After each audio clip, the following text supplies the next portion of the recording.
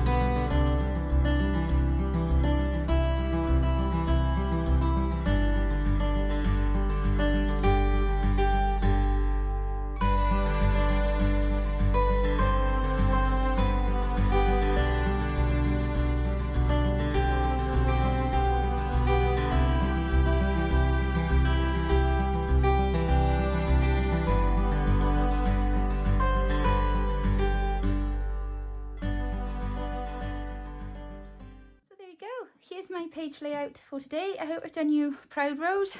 I'm not quite sure what you might have had in mind, but I just thought, like I said, keep it nice and simple. So I'll say that my page is quite full actually, but it's just got one focal point, and obviously that's my beautiful, beautiful Rose that a little scallywag puppy's knocked off its perch today. So I'm going to go and try and dry that now. And I hope you like my page layout.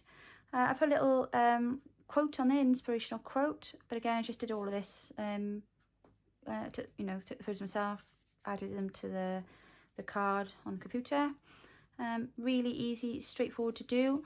Don't forget, obviously, I've done the words. I will pop them in a link so you can download them. Help yourself, use them, one thing or another. But yeah, I hope you're enjoying the 31-day prompts. And be great to have some feedback and let us know how you're getting on. And don't forget to put your photos online and use the hashtag so that we can find them. Just one other thing I want to say as well. Thank you so much for subscribing and watching and all the lovely comments that we have had. It's getting harder to kind of, share videos now.